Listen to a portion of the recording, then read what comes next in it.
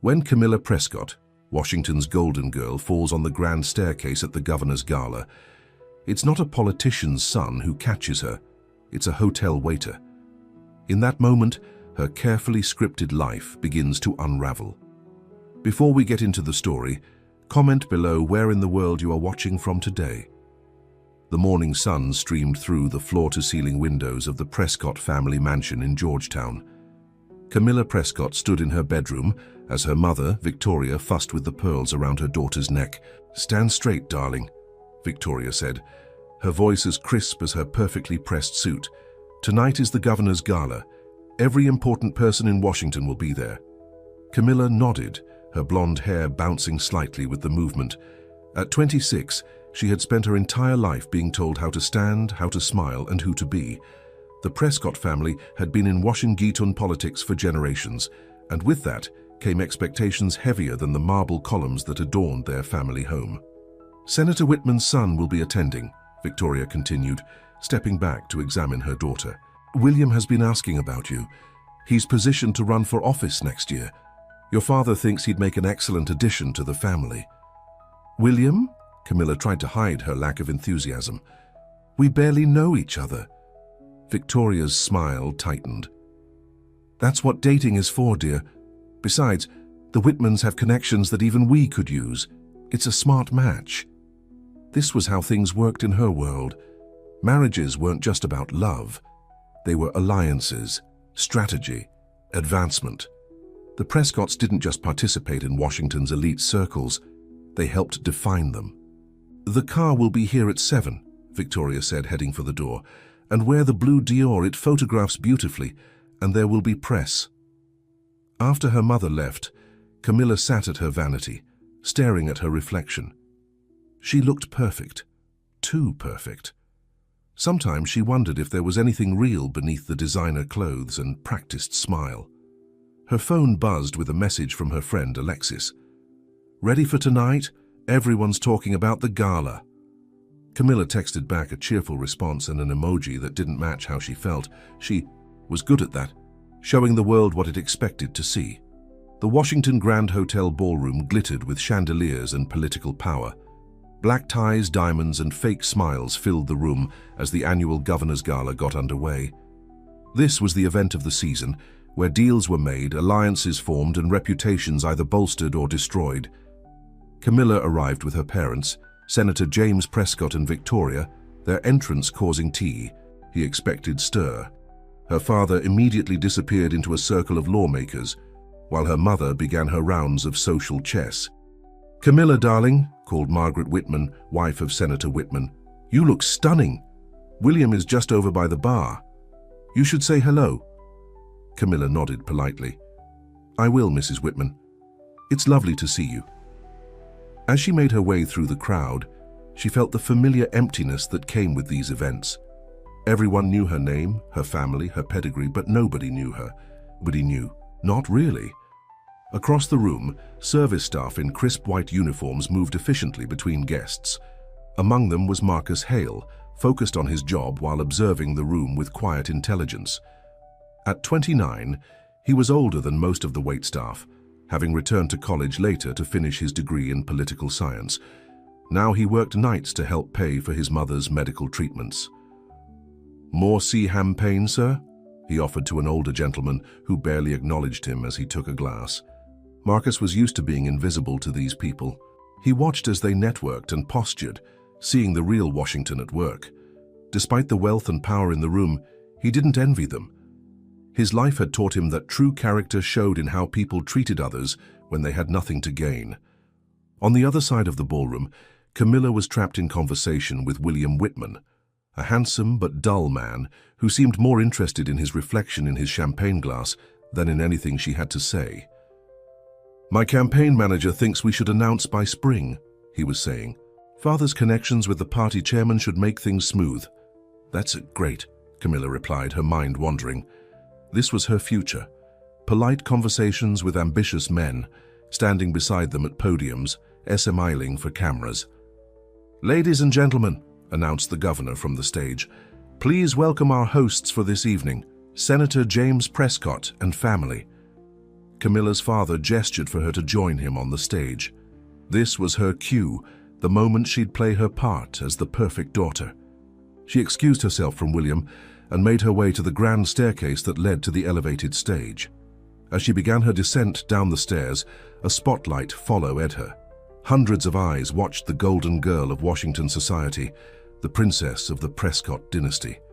Camilla felt the weight of every gaze as she carefully placed one designer heel in front of the other. And then, it happened.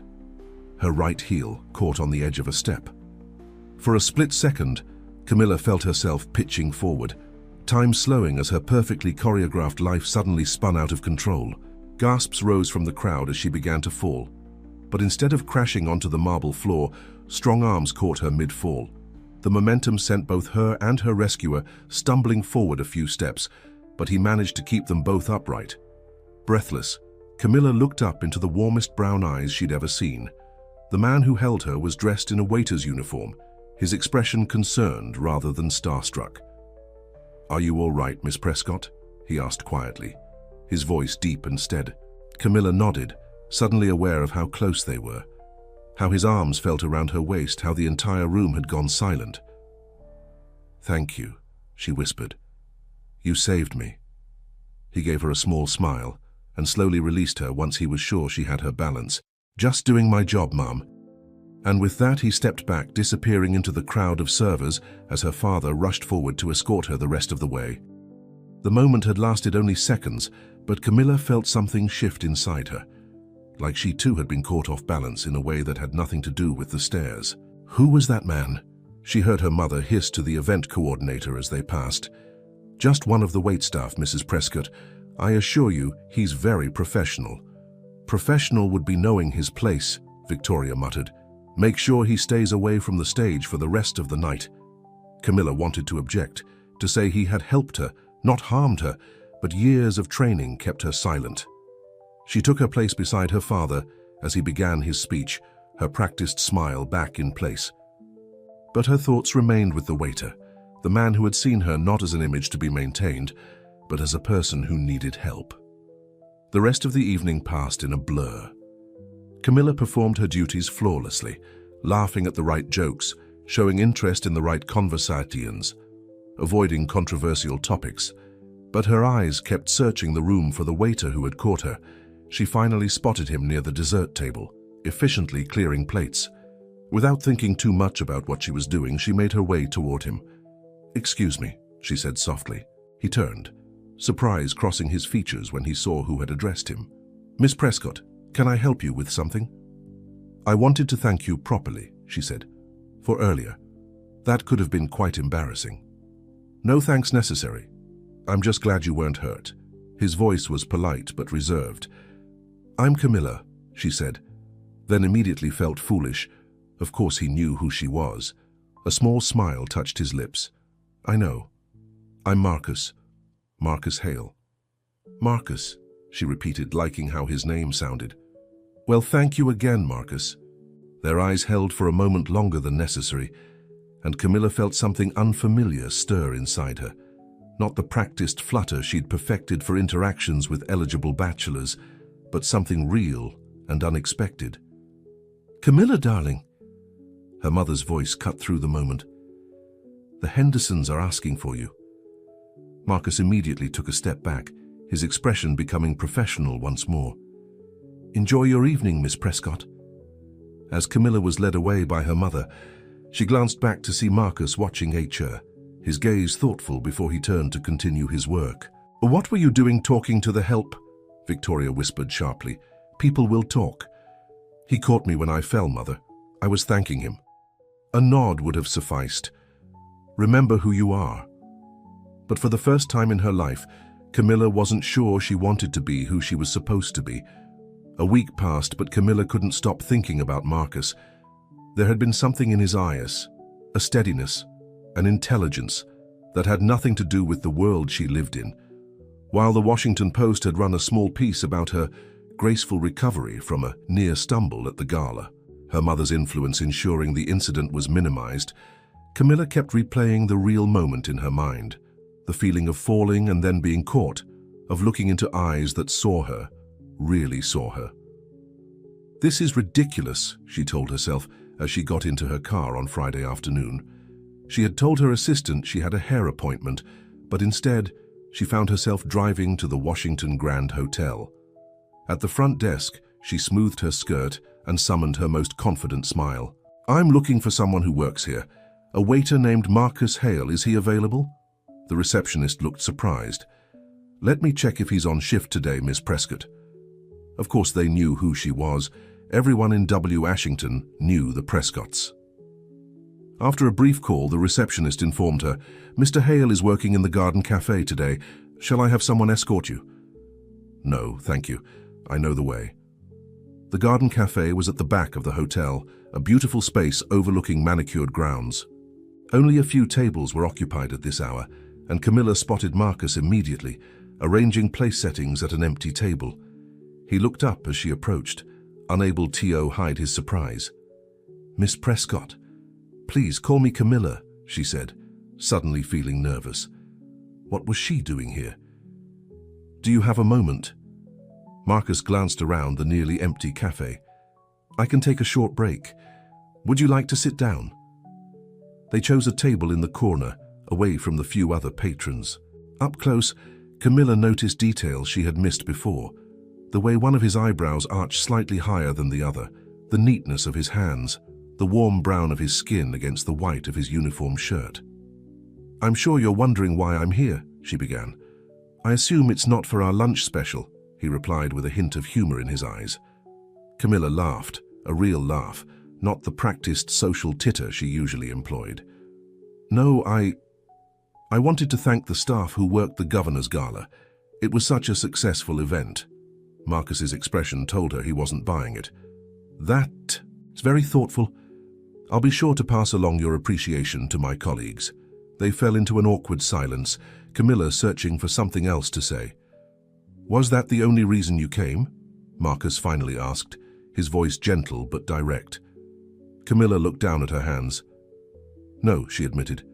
"I wanted to see you again. I don't know why exactly. That probably sounds strange." "It does," he agreed. "But I've been thinking about you too." Her eyes snapped up to meet his. "You have?" "You seemed different from what I expected." "Different how?" Marcus considered his words carefully. "Like there's more to you than what everyone sees at those events. Like maybe you don't always want to be there." Camilla felt her heart beat faster. How had he seen in one brief interaction what no one else had noticed in years?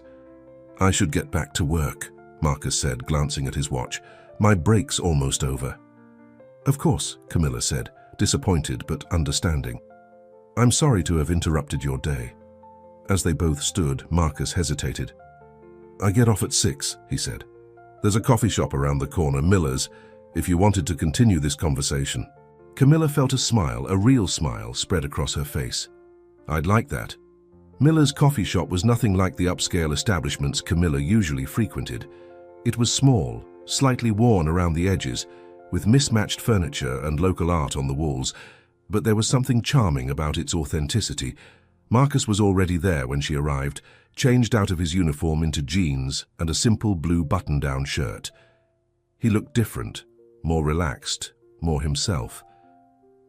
"I wasn't sure you'd come," he said as she sat across from him. "Neither was I," she admitted. "I told my driver I was meeting a friend from college." Something flickered in Marcus's eyes, a reminder of the difference in their situations. "Is that what we are? Friends?" "I'd like to be," Camilla said honestly. "I don't have many real friends, people who know me, not just my family name."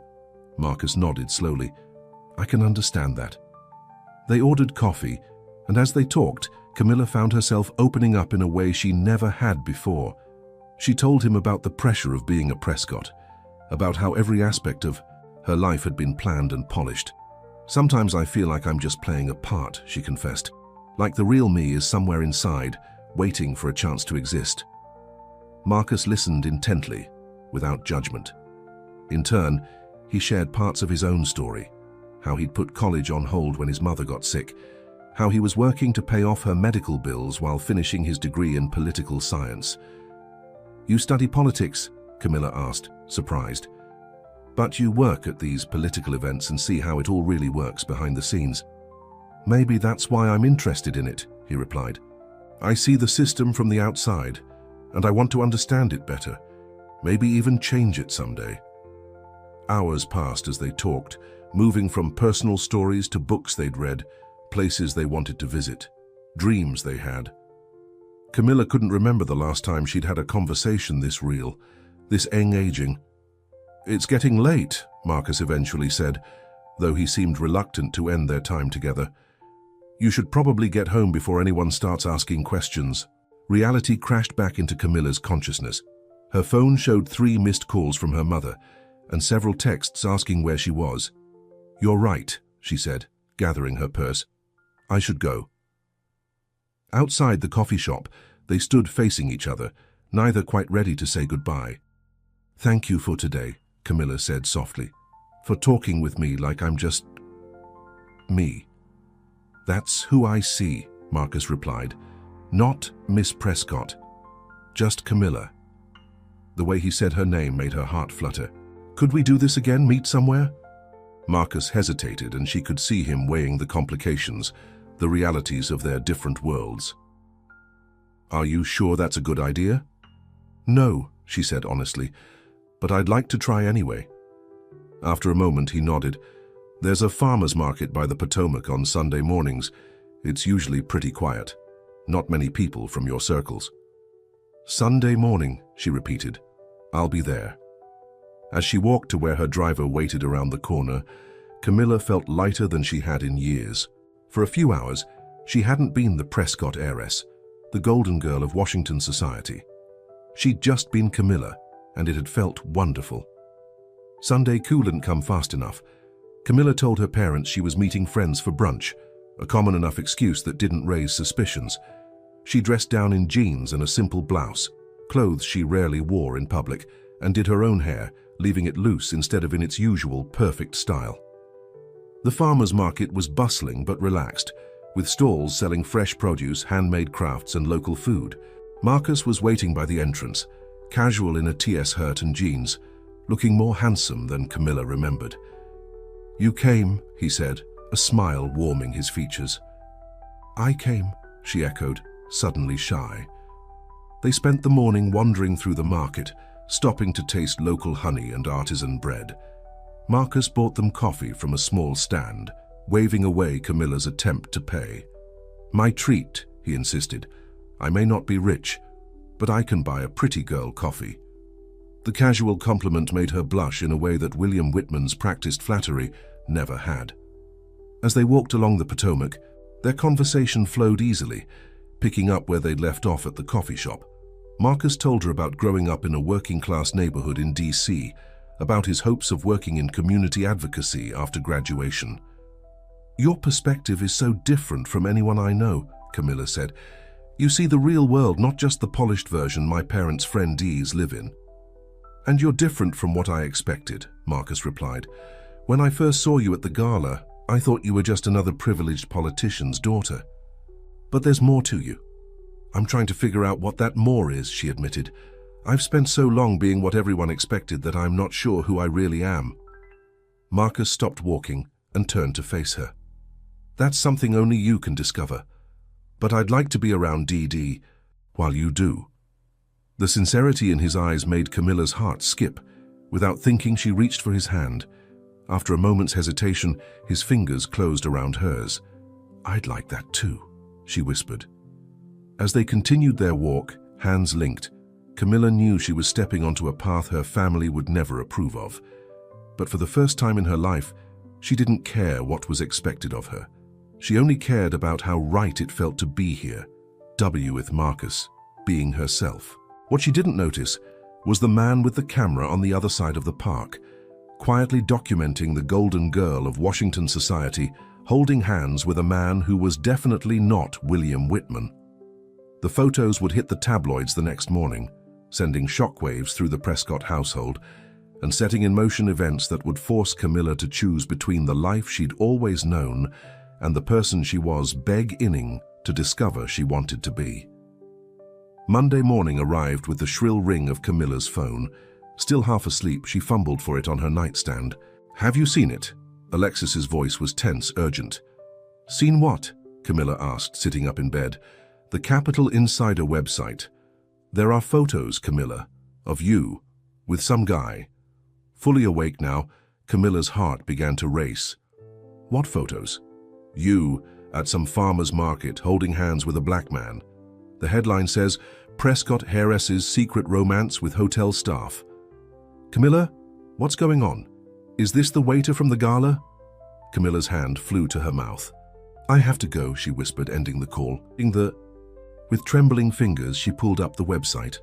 There they were, several clear photos of her and Marcus walking by the Potomac, hands intertwined, smiling at each other. The article beneath was filled with speculation about her mysterious new man and reminders of her family's political standing. Before she could process what this meant, her bedroom door flew open. Victoria Prescott stood in the doorway, her face a mask of controlled fury, holding a tablet. "Explain this," she demanded, thrusting the screen toward Camilla. "Tell me this is some kind of mistake." Camilla swallowed hard. "It's not what it looks like, Mother." "Really? Because it looks like my daughter, who is practically engaged to William Whitman, is holding hands with hotel staff. Do you have any idea what this does to our family's reputation? Your father is furious." "We were just talking," Camilla said weakly. Victoria's eyes narrowed. "People in our position don't just talk with the help, Camilla. You know better than this." "His name is Marcus," Camilla said, finding her voice. "And he's more than just the help. He's smart and kind and—" "I don't care if he's the N.I.X. Einstein," Victoria cut in. "This ends now. Your father has a press conference in an hour to announce his support for the new education bill. The entire family will be there, showing a united front. You will stand beside William, who has graciously agreed to appear with us despite this indiscretion." "William?" Camilla's stomach dropped. "You called William about this?" "Of course I did. He's practically family, and he understands the importance of image." Victoria moved to Camilla's closet, pulling out a conservative blue dress. "Wear this. The stylist will be here in 20 minutes to fix your hair, and for God's sake, Camilla, remember who you are." After her mother left, Camilla sank back onto her bed, her mind racing. How had this happened? She'd been so careful. And now everyone knew, not just about her meeting with Marcus, but about her feelings for him, displayed clearly on her face in those photos. Her phone buzzed with a text from an unknown number. "It's Marcus. We need to talk. Are you okay?" Camilla quickly saved his number, wondering how he'd gotten hers, but grateful he had. She typed back, "Not really, my parents are furious. Press conference in an hour." His response came quickly. "I saw the photos. I'm sorry. This is exactly what I was worried about." Tears stung Camilla's eyes as she replied, "It's not your fault. Can we meet later?" "Miller's Coffee Shop, 7 p.m. if you can get away." Camilla stared at her phone, torn between fear and determination. Her world was crashing down around her, but all she could think about was seeing Marcus again. The press conference was a nightmare. Cameras flashed as Senator Prescott spoke about educational reform, his family arranged behind him like perfect props. Camilla stood next to William, who had his arm firmly around her waist. She could feel her mother's eyes on her from the other side, making sure she played her part. "Senator Prescott," called a reporter as the formal questions wound down. "What about the photos of your daughter published this morning?" A hush fell over the room. James Prescott's smile didn't waver. "My daughter has many friends from all walks of life. The Prescott family has always believed in community engagement. Now about the funding allocation for rural schools." The deflection worked, but Camilla could feel the tension in William's grip. As soon as they were off the platform and away from cameras, he pulled her into a side room. "What the hell, Camilla?" he demanded, his handsome face twisted with anger. "Do you have any idea how this makes me look?" "I'm sorry, William," she said automatically, though she wasn't sure what she was apologizing for. They weren't engaged, not officially. "Your mother assured me this was not hing, that you were just being charitable or something." His eyes narrowed. "But that's not what those photos look like." Camilla straightened her spine, finding a sliver of courage.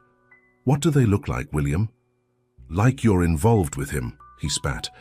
"Like you're choosing some nobody over everything, over me, over your family, over your entire future." "I barely know you," Camilla said quietly. "We've never even been on a real date."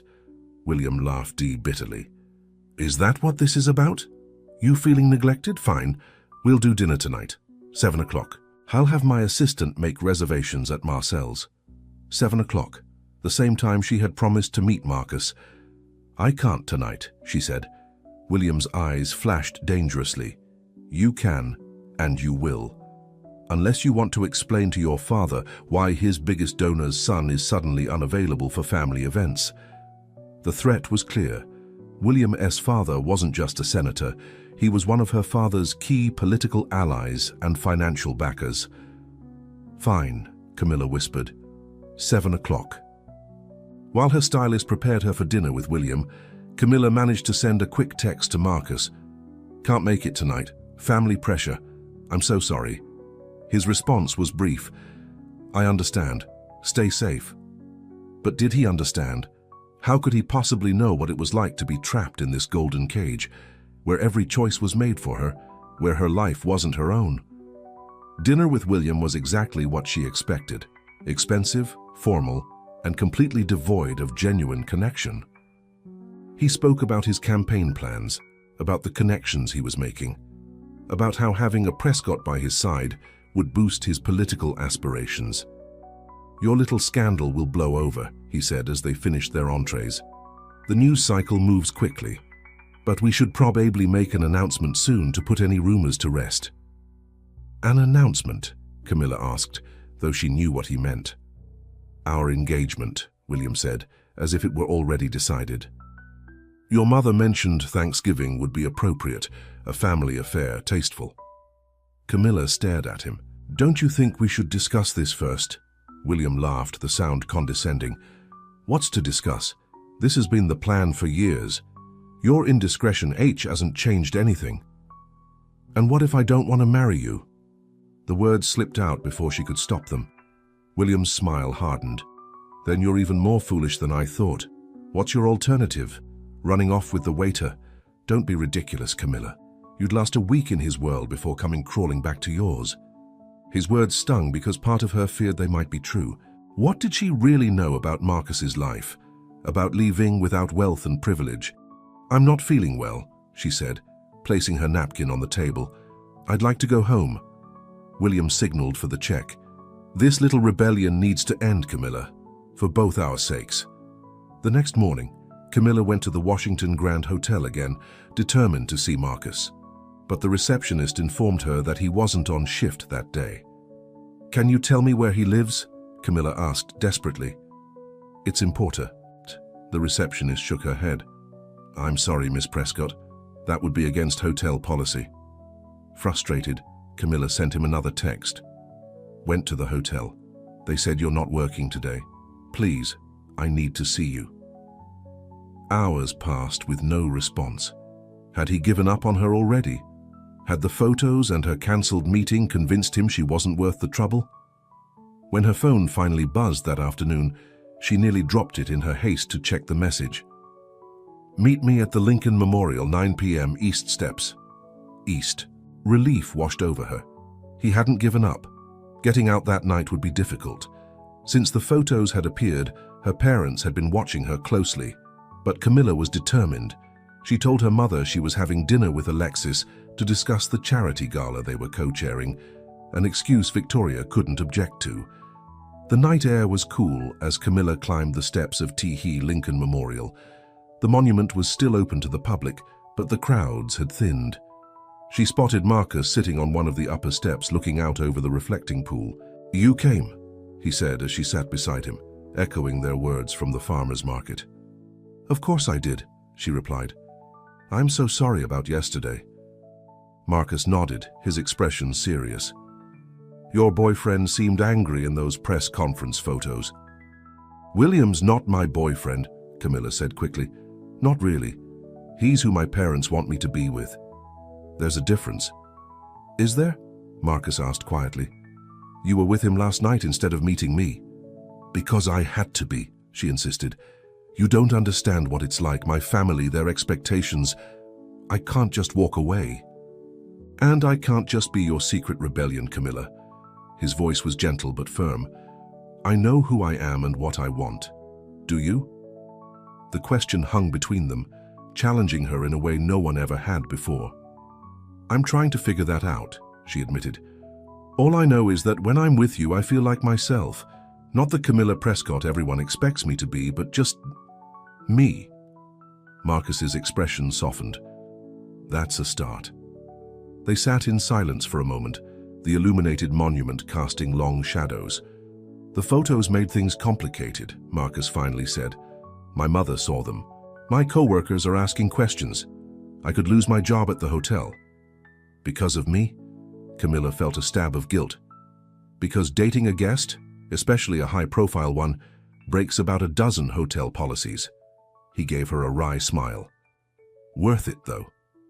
His casual mention of dating sent a thrill through her. Is that what we're doing? Dating? 2 coffee shops, a farmer's market, and now a national monument. Marcus counted on his fingers. I'd say that qualifies, unless... He hesitated. Unless this is just a temporary thing for you, a walk on the wild side before you go back to your real life. That's not what this is, Camilla said firmly, though she wasn't entirely sure what this was.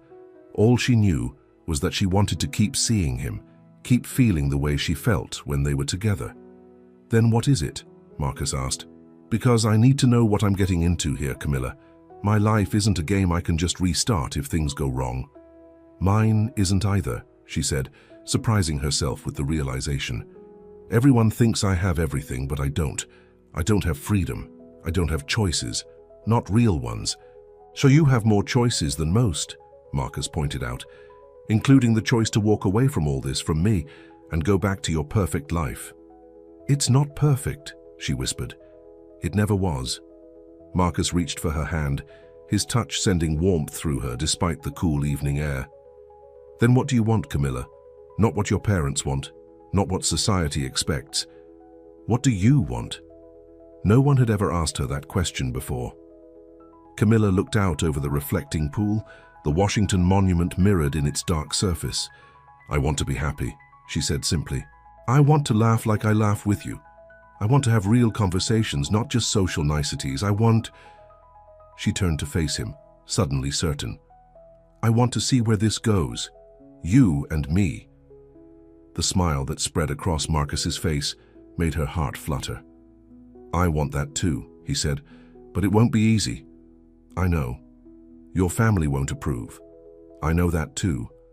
And I won't be hidden away like some dirty secret, he added, his expression serious again. I have too much respect for myself and for you to play that game. I don't want to hide you, Camilla said.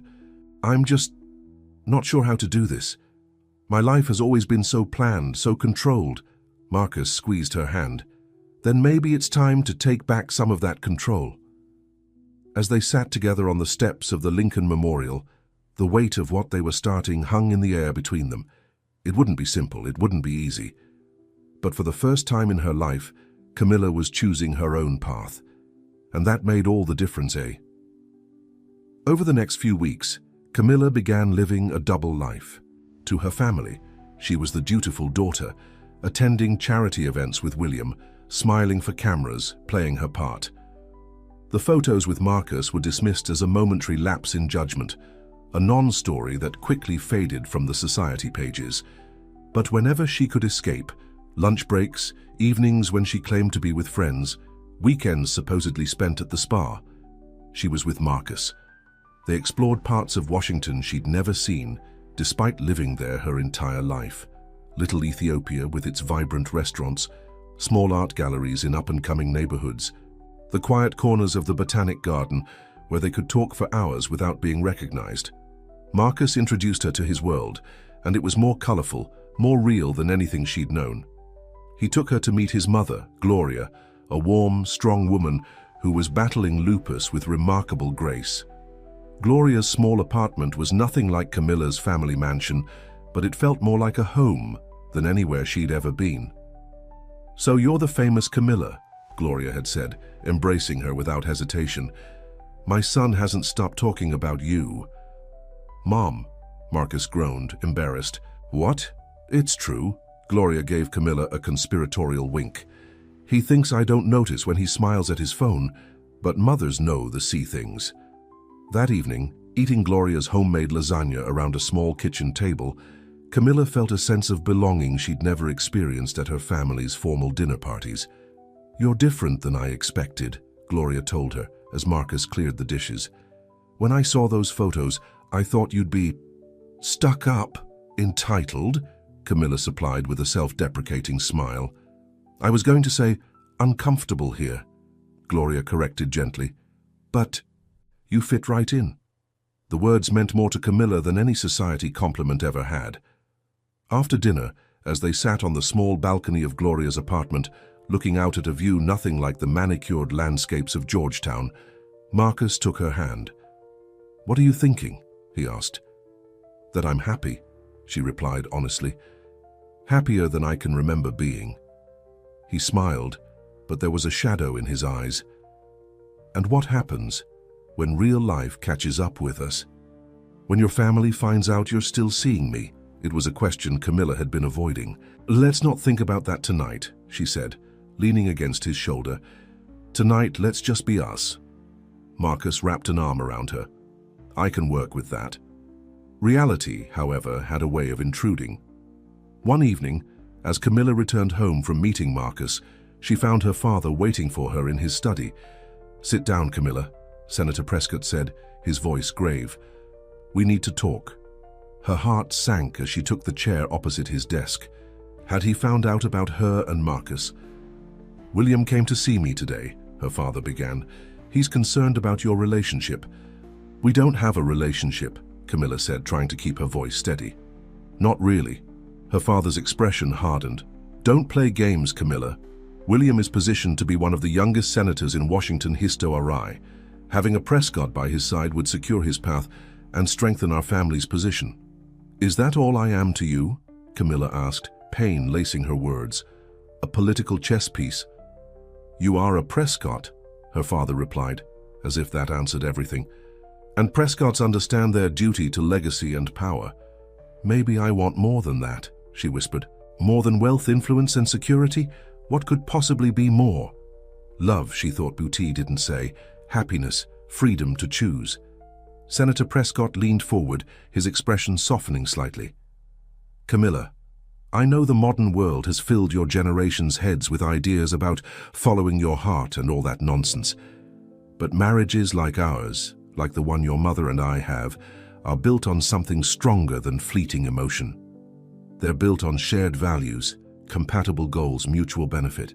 Is that why you and Mother barely speak unless there are cameras around?" The words slipped out before she could stop them. Her father's face darkened. "That's enough.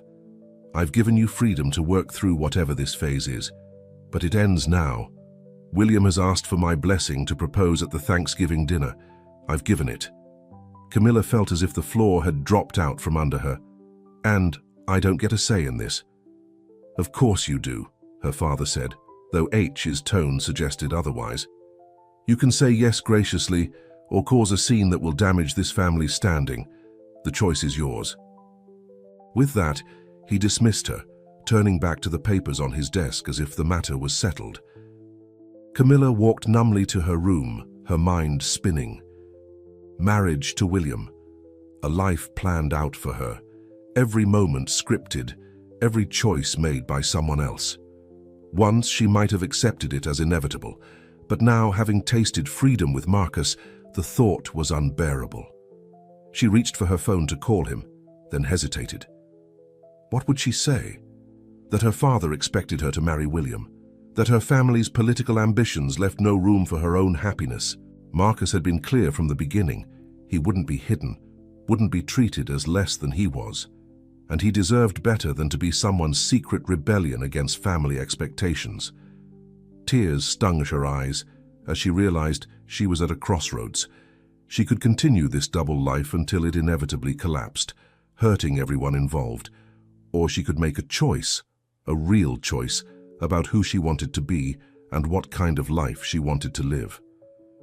The next morning, Camilla woke with a sense of clarity she hadn't felt in years. She dressed simply, jeans, a sweater, minimal makeup, and went downstairs to find her mother in the sunroom, reviewing plans for the annual Christmas charity gala. "Mother, we need to talk," Camilla said, her voice steadier than she expected. Victoria looked up, her eyes narrowing at Camilla's casual appearance. "If this is about Thanksgiving, everything is under control. William's parents have confirmed they'll attend, and—" "It's not about Thanksgiving," Camilla interrupted. "It's about me and Marcus." Her mother's expression froze. "I thought that unfortunate situation was resolved." "It's not a situation, Mother, it's my life." Camilla took a deep breath. "I've been seeing Marcus for weeks now, and I'm not going to stop." Victoria set down her pen, her face a mask of controlled fury. "Have you lost your mind? After everything your father and I have built for you, you want to throw it all away for some waiter?" "He's more than that," Camilla said firmly. "He's kind and intelligent and ambitious in ways that have nothing to do with money or status. He makes me happy." "Happy?" Victoria repeated the word as if it were foreign. "You think happiness is the purpose of marriage, of life? How naive can you be, Camilla?" "Maybe I am naive," Camilla admitted, "but I'd rather be naive and happy than sophisticated and miserable." Victoria stood, her posture rigid. "You have no idea what you're talking about. You've lived a sheltered, privileged life. You think you can step out of it and everything will be perfect? That this man will love you when the novelty wears off? When you have to live without your trust fund, your connections, your position?" The words struck close to Camilla's own fears, but she stood her ground. "Maybe not, but that's my choice to make." "And what about William, the plans that have been made?" "I never agreed to those plans," Camilla said. "I never asked to be part of some political alliance disguised as a marriage." Victoria's laugh was cold. "You think your father and I didn't face the same choices, the same temptations to follow the heart rather than good sense. The difference is, we understood what truly matters in this world." "And what's that, Mother? Power, money, appearances?" "Security," Victoria snapped. "Stability. A place in the world that can't be taken away by changing feelings or circumstances." For a moment, Camilla glimpsed something beneath her mother's polished exterior, perhaps a hint of the young woman she had once been, making her own choices and living with their consequences. "I want something different," Camilla said softly. Victoria shook her head. "Then you're a fool. This man caught you when you fell, but can he carry you through your life? Can he give you the future you deserve?" "I don't know," Camilla admitted, "but I want the chance to find out. And if it fails, if you discover that love isn't enough to build a life on, what then?" "Then I'll have failed on my own terms," Camilla said, "not lived safely in a cage of someone else's making." They stared at each other, two generations of Prescott women with fundamentally different views of what made a life worth living. "Your father won't stand for this," Victoria finally said. "Neither will I." "I know." Camilla had expected nothing less. "That's why I'm moving out. Today." "Moving where?" Victoria demanded. "To some squalid apartment, some naive fantasy of real life." "I have money of my own," Camilla reminded her. "Grandmother's trust fund. You can cut me off from the family accounts, but you can't touch that. You'd use Charlotte's legacy for this rebellion." "I think Grandmother would understand wanting to live authentically," Camilla said, remembering the independent, spirited woman who had always treated her like a person, not a prop. Victoria's face hardened. "If you walk out that door for him, don't expect to be welcomed back when it falls apart." The threat hung in the air between them, final and absolute. Camilla had known it was coming, had prepared herself for it, but it still hurt more than she had expected. "I'm sorry you feel that way," she said quietly. "I love you, Mother. I always will. But I need to do this." She turned to leave, each step taking her further from the life she had always known and closer to an uncertain future. "He caught you when you fell," Victoria called after her, her voice tight with emotion. "But can he carry you through your life?" Camilla paused in the doorway, her mother's words echoing in her mind. It was a question she had asked herself many times over the past weeks, a question she still didn't have a complete answer to. But as she walked out of her family home, a single thought gave her courage. Some questions could only be answered by living them. Marcus was shocked when Camilla called to tell him what she had done.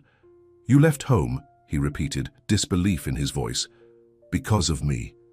"Because of me," she corrected, sitting in her hotel room surrounded by the few suitcases she had packed. "Because I need to figure out who I am outside of the Prescott name." "Where are you staying?" "The Mayflower Hotel for now." She hesitated. "I wasn't sure where else to go." There was a pause on the other end of the line. "Are you sure about this, Camilla? Walking away from your family, your life, and that's a big step."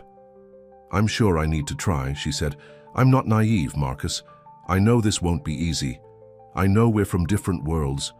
But I want to see if we can build something real, something that's ours." "I want that too," he said softly. "But I don't want you to resent me if the ings get hard, if you miss your old life." "I might," she admitted honestly. "There might be days when I question everything. But that's part of making a real choice, isn't it? Accepting the consequences, good and bad." Marcus's chuckle warmed her heart. "When did you get so wise?"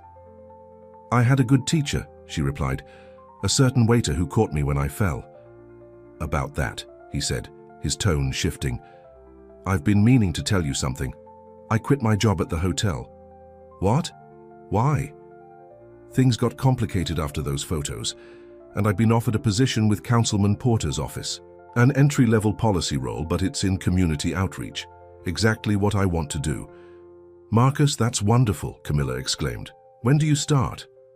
"Next week." He paused. "It doesn't pay much, not compared to what you're used to." "I'm not worried about money," she assured him. "I have savings, and I've been thinking about looking for work myself. Something in event planning, maybe, or with one of the charities I use to just attend galas for." "Camilla Prescott, working woman," Marcus teased. "I'd like to see that." "You will," she promised. "If you still want to be with me now that I'm just regular Camilla, not the Prescott heiress." "Regular Camilla is exactly who I fell for," he said. "The woman who laughs at my bad jokes and argues about politics and looks at the world with fresh eyes. Not the society princess." Warmth spread through her at his words. "Can I see you tonight?" "I'll do you one better," Marcus replied. "My friend has an apartment in DuPont Circle. He's looking for a roommate. It's small and nothing like what you're used to, but it's in a good neighborhood, safe, close to the metro." "Are you asking me to move in with you?" Camilla asked, surprised. "No," Marcus said quickly. "I'm suggesting an alternative to an expensive hotel while you figure things out. No pressure, no expectations, just a safe place to land while you decide what comes next." The offer touched her deeply. "I'd like to see it." "I'll pick you up at 7, Marcus said. "And Camilla, I'm proud of you. Standing up for yourself, making your own choices. That takes courage." After they hung up, Camilla sat on the hotel bed, looking around at the luxury suite that would have once seemed normal but now felt hollow. She had taken a leap into the unknown today, walked away from everything familiar. Her phone buzzed with texts from William, from her mother, from society friends who had already heard rumors of her dramatic exit. She ignored them all. Tonight she would see Marcus. Tomorrow she would look at the apartment. And after that was unwritten, uncertain, terrifying and exhilarating all at once. But for the first time in her life, the story would be hers to write. DuPont Circle was nothing like Georgetown. The buildings were older, the streets busier, the energy more youthful and diverse. Marcus's friend's apartment was on the 3rd floor of a converted brownstone, a far cry from the Prescott mansion, but charming in its own way. "It's small," Marcus warned as he unlocked the door, "and the pipes make noise sometimes." Camilla smiled at his nervousness. "I want to see it." The apartment was indeed small, a living room that flowed into a kitchen, 2 modest bedrooms, 1 bathroom. The furniture was mismatched but comfortable, the walls painted a warm yellow. Large windows looked out onto the street below, where people walked dogs and carried groceries and lived ordinary lives. "Your room would be this one," Marcus said, showing her the smaller of the 2 bedrooms. "My friend Rob moved in with his girlfriend last month, so it's been empty. He's still on the lease but looking to sublet." Camilla walked around the space, trying to imagine herself living here. The room was perhaps a quarter the size of her bedroom at home, with a simple double bed and a small desk. "What do you think?" Marcus asked, watching her carefully. "Be honest." "I think—" Camilla turned to face him, a smile spreading across her face. "I think it's perfect." The relief on his face was palpable. "Really? You're not just saying that." "Really," she assured him. "It's real. It's a place where I could figure out who I am, not who everyone expects me to be." Marcus stepped closer, taking her hands in his. "And who do you think that is? The real Camilla?" She looked into his eyes, finding the warmth and acceptance that had drawn her to him from the beginning. "I'm not sure yet, but I'd like to find out. With you." "I'd like that too," he said softly. Drawi flung her into his arms. As Camilla rested her head against Marcus's chest, listening to the steady beat of his heart, she felt a sense of peace wash over her. The road ahead wouldn't be easy. There would be challenges, adjustments, moments of doubt.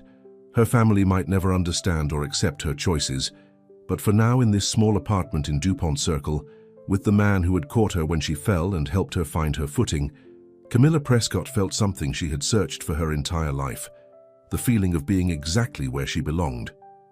The next 2 weeks passed in a blur. Camilla moved into the apartment, bringing only what she could fit in a few suitcases. Her designer clothes and expensive jewelry seemed out of place in her new life, so she kept most of them in storage, embracing a simpler wardrobe that let her blend into her new neighborhood. Each day brought new discoveries, new challenges, learning to do laundry at the corner laundromat, figuring out which grocery store had the best prices, navigating the metro system instead of being driven everywhere in a town car. Marcus was patient, never making her feel foolish for not knowing things that had always been done for her. And in turn, she threw herself into adapting, determined to prove, to herself as much as to him, that she could thrive outside the Prescott bubble. She found a job at a small event planning company, starting as an assistant but quickly proving her value with her extensive knowledge of Washington's social scene and vendor connections. The pay was modest compared to her trust fund, but the satisfaction of earning her own money was worth more than any inheritance. At night, she and Marcus would cook dinner together in the small kitchen, talking about their days, debating politics, planning weekend adventures. It wasn't grand or glamorous, but it was real in a way her previous life had never been. Not everything was easy. There were moments when Camilla missed her old life, the comfort, the ease, the certainty, moments when cultural differences between her and Marcus created misunderstandings, moments when the reality of building a relationship outside the fairy tale beginning tested them both.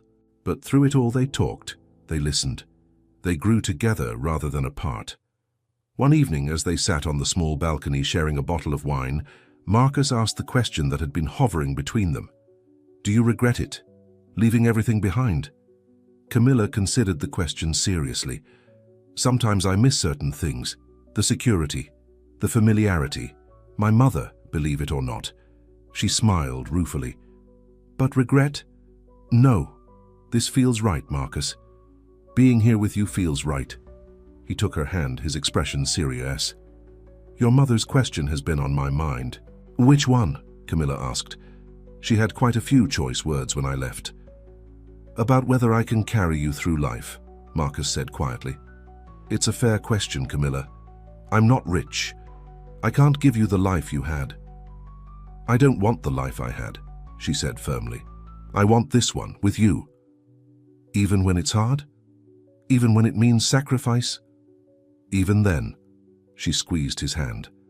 "Because what I have now, what we have, is worth more than all the privilege I left behind." Marcus studied her face as if searching for any doubt, any hesitation. Finding none, he smiled, the tension leaving his shoulders.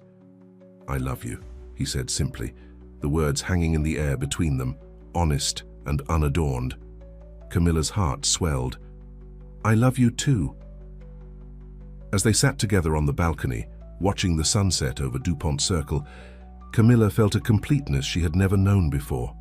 Her family might see her choice as a fall from grace, a mistake that would haunt her for the rest of her life.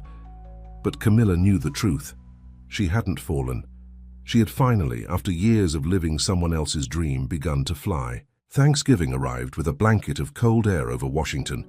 D.C. Camilla woke to the smell of coffee and the sound of Marcus in the kitchen. In the month since she had moved into the apartment, it had begun to feel like home. She had added small touches, a throw pillow here, a framed photo there, transforming the once bare room into a space that reflected the person she was becoming. "Morning," Marcus said as she emerged from her bedroom. He handed her a steaming mug. "Happy Thanksgiving." Camilla accepted the coffee gratefully. Happy Thanksgiving. They had decided to have a quiet celebration, just the two of them. Marcus's mother was spending the holiday with her sister in Baltimore, and Camilla's family was gathering at the Prescott estate for what would have been her engagement announcement to William. "You okay?" Marcus asked, noticing her pensive expression. "Just thinking about my family," she admitted. "They're all at the house today. My mother probably set the table with the antique china and silver.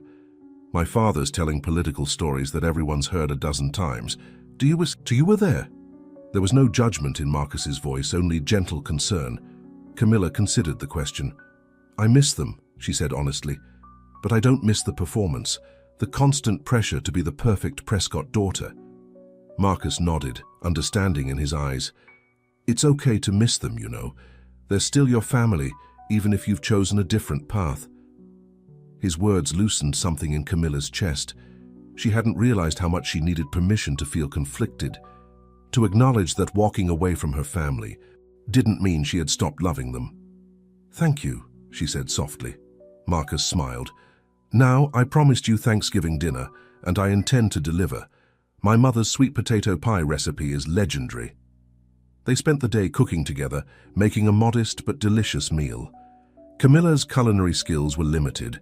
She had never needed to cook in her previous life, but she was an eager student, following Marcus's instructions with determined concentration. They sat down to eat. Camilla felt a wave of gratitude wash over her. This Thanksgiving was nothing like the elaborate formal affairs of her childhood, but it was warm and genuine and wholly theirs. "I have something for you," Marcus said after they had finished eating. He reached into his pocket and pulled out a small wrapped package. "What's this?" Camilla asked, surprised. "Just a small Thanksgiving gift. Open it." Inside was a delicate silver key chain with a small charm, a pair of wings. "It's beautiful," Camilla said, running her finger over the polished silver. "I saw it and thought of you," Marcus explained. "You've taken such a leap of faith, Camilla. You're flying now, finding your own way. I wanted you to have something to remind you of how far you've come." Tears pricked at Camilla's eyes. It wasn't an expensive gift, nothing like the jewelry William might have given her, but it was thoughtful and meaningful in a way that touched her deeply. "I love it," she whispered, "and I love you." Later, as they cleaned up together, Camilla's phone buzzed with a text. She glanced at it, then froze. "What is it?" Marcus asked, noticing her expression. "It's from my mother," Camilla said, surprise evident in her voice. Victoria had barely communicated with her since she left, sending only terse responses to Camilla's occasional messages. The text was simple. "I hope you're well today. Your seat at the table is empty. Mother." Not warm, not explicitly conciliatory, but an acknowledgement. A small crack in the wall of disapproval. "Is everything okay?" Marcus asked, concern in his eyes. Camilla showed him the message. "I think it might be eventually." It wasn't forgiveness or acceptance, but it was something. A reminder that bonds of family, even when strained, were not so easily broken. December brought Christ, mass lights to DuPont Circle, and a busy season for both Camilla and Marcus. Her event planning job had her coordinating holiday parties, while Marcus was deeply involved in Councilman Porter's community outreach initiatives. They settled into a rhythm, building a life together that bridged their different backgrounds. Marcus introduced Camilla to community gatherings and local politics from the grassroots level, so different from the high-level maneuvering SE he had grown up around. In turn, Camilla helped Marcus navigate professional networking events, her lifetime of social training proving useful in ways she hadn't expected. One evening, as they walked home from a community center where Marcus had been working on a holiday toy drive, he squeezed her hand. "You were amazing today," he said. "The way you organized those donations, got the local businesses involved. You have a gift for bringing people together." Camilla smiled, warmed by his praise. "I'm just using what I know for something that matters." "That's what I love about you," Marcus said. "You could have used your connections to keep climbing in that society world, but instead, you're using them to help people who really need it." His words made Camilla think about how much her perspective had changed. Once, she had measured success by the exclusivity of the events she attended. Now she found more satisfaction in helping a neighborhood children's program than she ever had at the most elite galas. "I'm happier now," she said simply. "Doing work that matters, being with you. It's real in a way my old life never was." Marcus pulled her close as they walked, dropping a kiss on her forehead. "I'm proud of you, Camilla Prescott." The use of her full name, her family name, no longer felt like a weight. It was just a part of who she was, one piece of her identity, rather than its entirety. As they approached their apartment building, Camilla noticed a sleek black car parked at the curb. Something about it seemed familiar, out of place in this neighborhood. "Camilla." The voice stopped her in her tracks. She turned to see her father standing on the sidewalk, impeccably dressed in a tailored overcoat, looking distinctly uncomfortable in the setting. "Dad?" Camilla couldn't hide her shock. Senator James Prescott H. had never set foot in this part of town, let alone shown up unannounced at her new home. Marcus tensed beside her, his hand tightening protectively around hers. "What are you doing here?" Camilla asked, finding her voice. "I came to see you," her father replied, his eyes flicking briefly to Marcus before returning to his daughter. "To talk." Camilla felt conflicting emotions surge within her: hope, wariness, the lingering hurt of his ultimatum before she left. "This is Marcus," she said, gesturing to the man beside her. "Marcus, this is my father, Senator Prescott." Marcus extended his hand. "Senator, it's good to meet you." After a moment's hesitation, James Prescott shook the offered hand.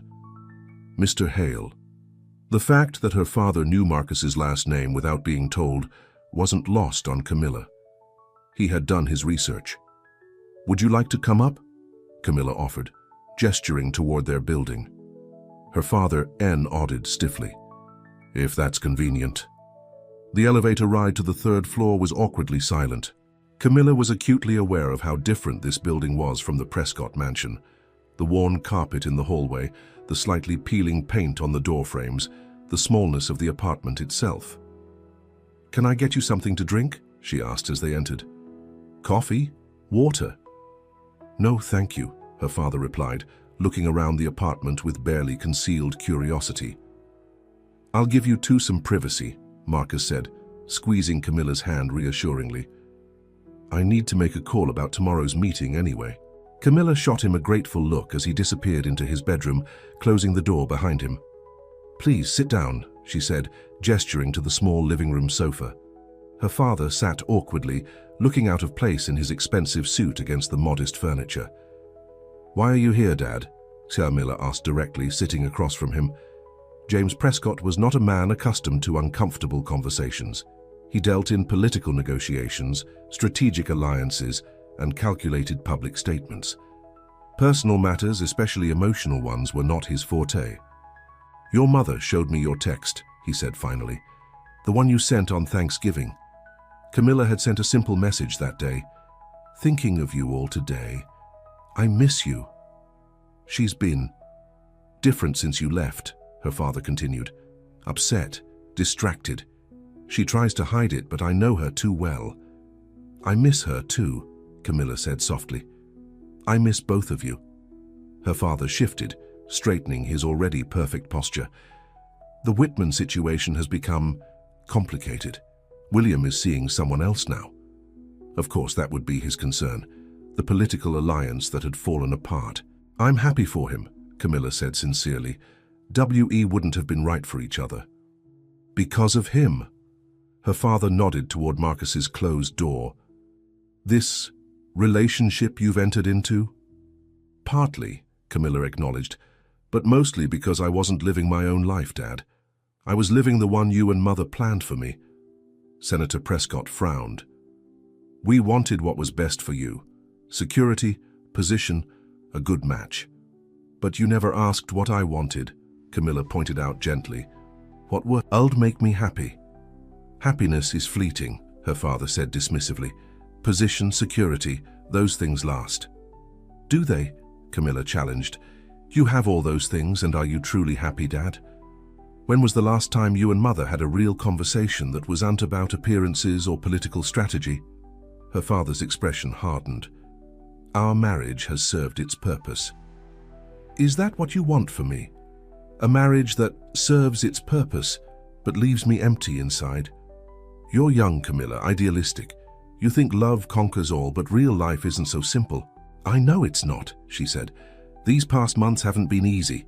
I've had to learn so much, adjust to a completely different life.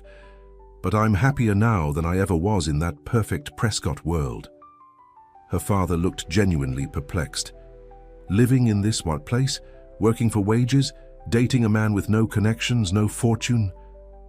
Marcus has something more valuable than money or connections, Camilla said firmly. He has integrity, compassion. He sees me, really sees me, not just the Prescott name or what I can do for his career. And you think that's enough? To build a life on? I think it's a better foundation than political expediency. They fell into silence, the gulf between their worldviews seemingly unbridgeable. Your mother wants you to come for Christmas, her father, Fina Eli, said. Just you, he added quickly. The invitation was both an olive branch and a slight. Camilla felt her heart sink. I won't come without Marcus, she said quietly but firmly. He's part of my life now. Her father's jaw tightened. That would be difficult. Why? Because he's not from our social circle, because he works for a living? Or is it because he's black? The blunt question hung in the air between them. Her father's expression didn't change, but a flush crept up his neck. The Prescott family has always supported diversity, he said stiffly. Supporting it politically and welcoming it into your family are two different things, Camilla pointed out. If you want me in your life, Dad, you need to accept who I choose to have in mine. Senator Prescott stood, straightening his already immaculate suit. I should go. Camilla rose as well, disappointment washing over her. She had hoped for more, for some sign that her father could see beyond his narrow view of what her life should be. Thank you for coming, she said politely. Please tell Mother I miss her. Her father nodded, moving toward the door. He paused with his hand on the knob, turning back to look at her. You look well, Camilla, he said, an unexpected softness in his voice. Different, but, well. It wasn't acceptance, but it was something. An acknowledgement that she wasn't falling apart without their guidance, that she could stand on her own. I am well, Dad, she assured him. I really am. After he left, Marcus emerged from the bedroom, concern written on his face. How did it go? Camilla sank onto the sofa, emotions swirling within her. About as well as could be expected. My mother wants me to come for Christmas. Without you. Marcus sat beside her, taking her hand. Maybe you should go. What? She looked at him in surprise. They're your family, Camilla. I don't want to be the reason you lose them. You're not, she insisted. Their inability to accept my choices is the reason. Marcus sighed, running a hand over his close-cropped hair. It's not that simple, and you know it. Your world and mine, they've been separate for generations. What we're trying to do, it challenges a lot of established lines. Lines that should be challenged, Camilla said firmly. I agree, Marcus replied. But maybe it needs to happen gradually. Your father coming here, that was a huge step for him. Meeting me, seeing where you live now, that's progress. Camilla leaned against him, drawing comfort from his steady presence. I won't go to Christmas without you, she repeated. We're a package deal now. Marcus kissed the top of her head. Give them time. This is new territory for everyone.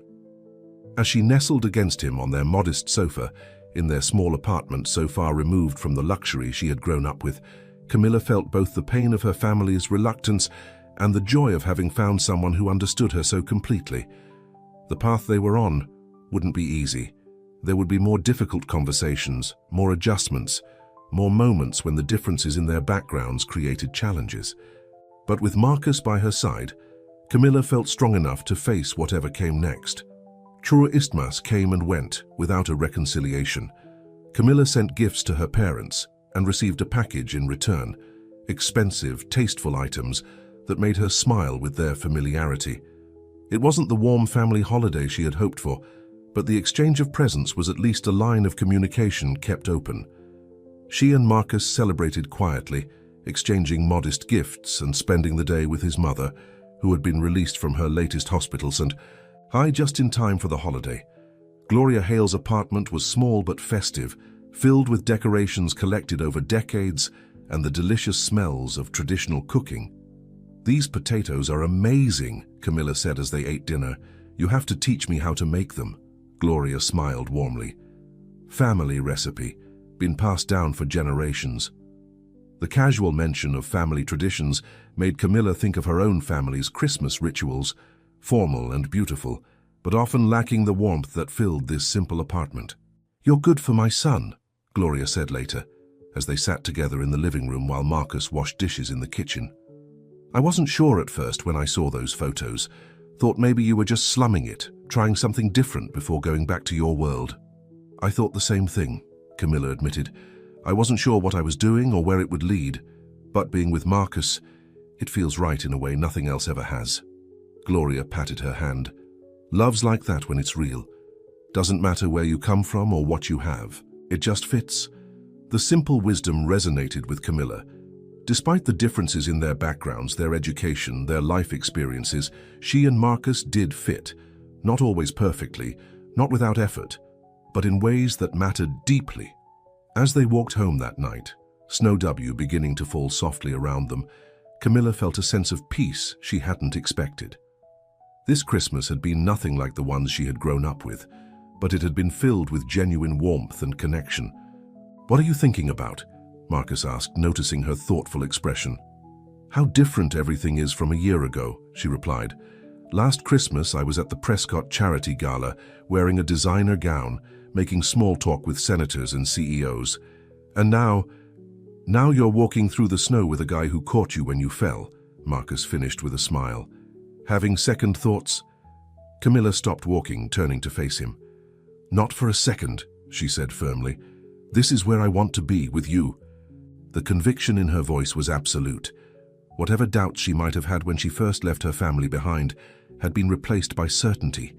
This path, this life with Marcus, was what she wanted, challenges and all. Marcus's smile widened, snowflakes catching in his dark eyelashes. "Good," he said simply, "because I'm not letting you go." As they continued their walk home through the gently falling snow, Camilla felt something settle within her, a certainty about her place in the world that had nothing to do with the Prescott name and everything to do with the choices she had made, the person she was becoming, and the man walking beside her. January brought a new year and new challenges. Marcus' work with Councilman Porter was becoming increasingly demanding as they prepared for an important community development initiative. Camilla's role at the event planning company had expanded, with her boss recognizing her talent for organization and her valuable social connections. Their busy schedules meant less time together, but they made the most of the moments they had. Building a relationship based on mutual respect and genuine affection, rather than the social convenience that had characterized Camilla's previous relationships. One evening in late January, Camilla came home to find Marcus sitting at the kitchen table, a serious expression on his face. "What's wrong?" she asked, immediately concerned. "Nothing's wrong," he assured her. "I just have some news. Councilman Porter has asked me to take on a bigger role in the East River Development Project." "That's wonderful," Camilla exclaimed, knowing how important the project was to Marcus. It aimed to revitalize a neglected area of the city with affordable housing and community resources, rather than the luxury developments that typically displaced long-term residents. "It is," Marcus agreed, "but it would mean more responsibility, longer hours. Some travel to look at similar projects in other cities." "You should absolutely do it," Camilla said without hesitation. This is exactly the kind of work you've always wanted to do. Marcus smiled, but there was something hesitant in his expression. There's more. The position would be based out of the Baltimore office. I'd need to relocate, at least for the first 6 months of the project. Baltimore, Camilla repeated, the implications sinking in. That's not that far. We could still see each other on weekends. We could, Marcus agreed, but it wouldn't be the same as living together, seeing each other every day. Camilla sat down across from him, her mind racing. They had built a life here in this small apartment, created routines and habits that had become the framework of their relationship. The thought of that changing, of Marcus not being there every day, sent a spike of anxiety through her. When would you need to move, she asked. The project kicks off March 1st, so a month from now. That's soon, Camilla murmured. Marcus reached across the table to take her hand. I haven't given him an answer yet. I wanted to talk to you first. The fact that he had consulted her, considered her feelings before making a decision, touched Camilla deeply. It was so different from how decisions had been made in her family, where her father dictated and everyone else fell in line. This is an amazing opportunity for you, she said firmly. You have to take it. But what about us? Marcus asked, concern evident in his eyes. I don't want distance to come between us. Camilla squeezed his hand. It won't. We'll make it work. Weekend visits, phone calls, video chats. It's only 6 months. And after that? Marcus asked softly. The project will continue, but I could potentially transfer back to the DC office. Or, Camilla hesitated, a thought forming that surprised her with its rightness. Or I could come with you. To Baltimore? Marcus looked surprised. But your job, your life here. My job is fine, but it's not my passion, Camilla admitted. I've been thinking about making a change anyway. Maybe looking into non-profit work, something with more direct community impact. And my life? Marcus, my life is with you now. The words were simple but profound. In the months since she had left her family home, Camilla had built a new identity, one based on her own choices and values rather than her family name. But the most important part of that new life was the man sitting across from her. Are you sure? Marcus asked, his voice gentle. That's a big decision, Camilla. I don't want you to uproot yourself for me if it's not what you really want. I'm not certain about a lot of things, she said honestly, but I am certain about you, about us. The rest we can figure out together. Marcus stood, pulling her up and into his arms. I love you, he said simply. And I promise, whatever happens, wherever we end up, we'll face it as a team. As she leaned into his embrace, Camilla felt the truth of his words resonate through her.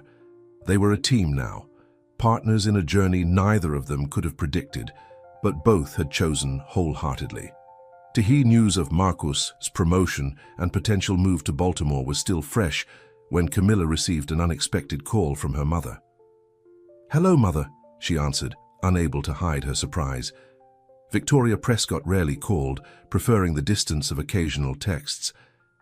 Camilla. Her mother's voice was as crisp and controlled as ever. I'm calling about your father's birthday dinner next weekend. The family will be gathering at the house on Saturday at 7. I'd like you to attend. Camilla hesitated. Would Marcus be welcome as well? There was a pause on the other end of the line. If that's necessary for your attendance, then yes. He may accompany you. It wasn't a warm invitation, but it was more than Camilla had expected. Thank you, Mother. We'll be there. After ending the call, Camilla sat in stunned silence. Her parents were actually inviting Marcus into their home, reluctantly perhaps, but it was a significant step. When she told Marcus about the invitation, his reaction was measured. Are you sure about this? He asked. It could be uncomfortable. Probably, Camilla agreed. But they're trying, in their way. And it's important to me that they get to know you, the real you, not just their preconceptions. Marcus nodded slowly. Then we'll go. Together. The night of the dinner arrived with a mixture of anticipation and anxiety. Camilla chose her outfit carefully, a simple but elegant dress that bridged the gap between her old life and her new one. Marcus wore a well-tailored suit, his only concession to the formality of the occasion. "You look beautiful," he told her, as they prepared to leave their apartment. "Ready for this?" "As ready as I'll ever be," she replied with a nervous smile. The drive to the Prescott mansion brought back a flood of memories. As they pulled up to the grand house where she had grown up, Camilla felt a strange sense of disconnection. This had been her home for most of her life, yet now it felt like visiting a museum. Beautiful but no longer personal. "Quite a place," Marcus commented as they approached the front door. "It's just a house," Camilla said, though they both knew that wasn't entirely true. The Prescott mansion was a symbol of wealth, power, and privilege, everything that had defined her former life. Victoria Prescott opened the door herself, impeccably dressed as always. "Camilla," she said, her voice carefully neutral, "and Mr. Hale, please come in." The entry hall was exactly as Camilla remembered. Marble floors, antique furniture, family portraits lining the walls. The familiarity was both comforting and disorienting. "Thank you for inviting us, Mother," Camilla said, leaning in to kiss Victoria's cheek. "This is Marcus." "Mrs. Prescott," Marcus said politely, extending his hand. "It's a pleasure to meet you." Victoria's handshake was brief but correct. "Dinner will be served in the main dining room. The others are already gathered." As they followed her mother through the house, Camilla felt Marcus's reassuring presence beside her. Whatever happened tonight, they would face it together. The dining room was filled with family members. Her father at the head of the table, her older brother Thomas and his wife, various aunts, uncles, and cousins. Conversations stilled as they entered, all eyes turning to assess the prodigal daughter and her companion. "Camilla," her father greeted, rising from his seat, "and Mr. Hale, welcome." The formality of the greeting set the tone for the evening. Polite, correct, but with an undercurrent of tension that no one quite knew how to address. Dinner was a carefully orchestrated affair, with discussions of safe topics: politics, in the abstract, the weather, upcoming social events. Marcus handled himself with grace, engaging thoughtfully when spoken to, but never pushing or overstepping. Camilla watched her family watching him, saw the surprise in their eyes when he demonstrated knowledge of policy issues or referenced classical literature. She recognized what they were doing, testing him, assessing whether he fit their narrow definition of acceptable. It was during dessert that he facade began to crack. Aunt Eleanor, always the least tactful member of the family, addressed Marcus directly. "So, young man, what exactly are your intentions with our Camilla?" This has all been rather sudden. The table fell silent, all eyes on Marcus. Camilla tensed, ready to intervene, but Marcus remained calm. "My intentions are to continue building a relationship based on mutual respect and genuine affection," he replied evenly. "Camilla is an extraordinary woman who makes her own choices. I'm fortunate to be one of them." Aunt Eleanor blinked, clearly not expecting such a measured response. "Well, but surely you understand our concern. Camilla has certain expectations to uphold, a position in society." "Mother?" Camilla's cousin Jennifer interjected, embarrassment evident in her voice. "It's a fair question," Marcus said, his voice still calm, but with an edge of steel beneath. "And I understand your concern, but perhaps the better question is what Camilla wants for her own life rather than what's expected of her." Camilla felt a surge of pride and gratitude. Marcus wasn't backing down, but neither was he being confrontational. He was simply asserting her right to make her own choices. "Well said, Mr. Hale," James Prescott spoke unexpectedly from the head of the table. "My daughter has always had a mind of her own.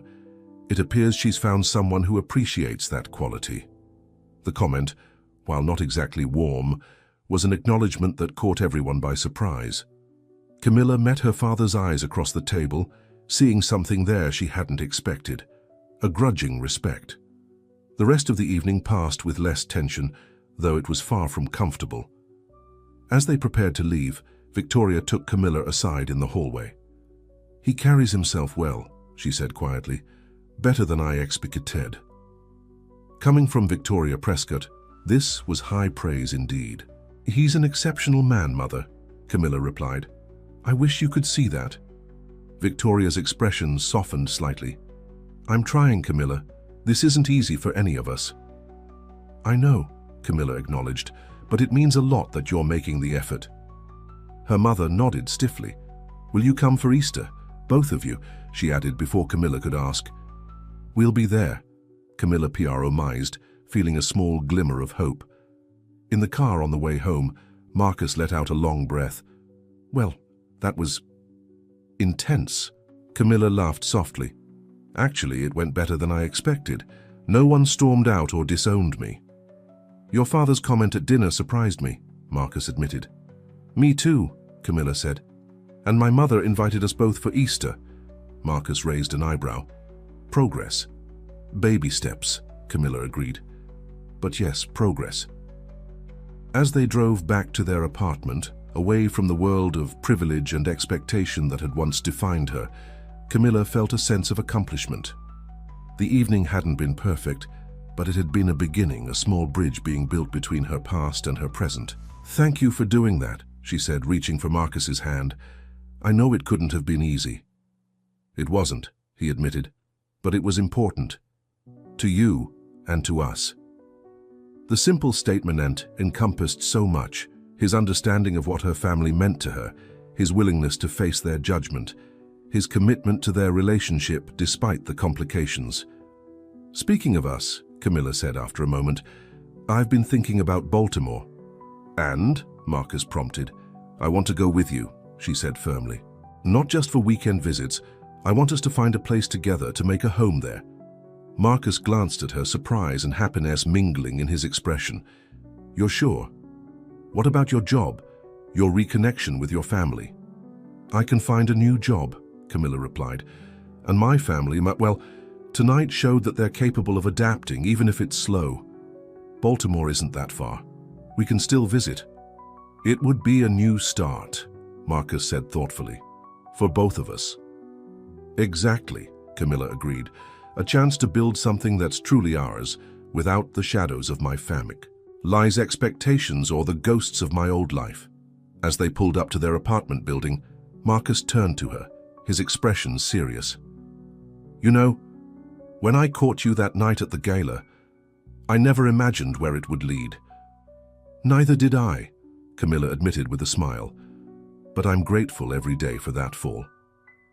Marcus leaned across the center console to kiss her gently. "So am I. It brought me you." In that moment, sitting in the car outside Tier's modest apartment, Camilla felt a certainty that transcended the doubts and complications they had faced.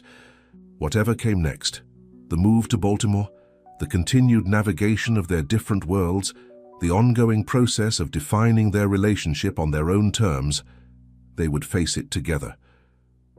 The Camilla Prescott, who had fallen on those marble stairs nearly 6 months ago, was gone, replaced by a woman who knew her own mind, who had found strength in vulnerability, and who had discovered that true connection had nothing to do with social status and everything to do with seeing and being seen.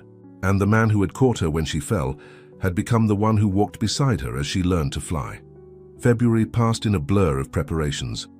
Marcus spent his days wrapping up projects at Councilman Porter's office, while Camilla gave notice at her job and began researching opportunities in Baltimore. They found a small but charming apartment in a diverse neighborhood near Marcus's new office, close enough to the train station for easy trips back to D.C. Packing up their DuPont Circle apartment, Camilla was struck by how few possessions she had accumulated in her new life. The designer clothes and expensive jewelry remained in storage, replaced by simpler items that reflected the person she had become. "Second thoughts?" Marcus asked, finding her staring thoughtfully at a photo of them at the Lincoln Memorial, taken on a crisp fall day. "Not at all," she assured him. "Just thinking about how much has changed in such a short time." Marcus wrapped his arms around her from behind, resting his chin on her shoulder. "Good changes?" "The best," she replied, leaning back against him. "I never knew who I really was until I met you."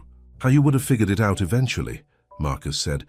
"You're too strong not to have broken free sooner or later." "Maybe," Camilla acknowledged, but I'm glad it happened when it did, how it did. The week before their move, Gloria Hale invited them to dinner at her apartment. Her health had stabilized with new medication, and she seemed stronger than Camilla had seen her before. "So, Baltimore," Gloria said as they finished dinner. "That's a big step for both of you." "It is," Camilla agreed, "but it feels right."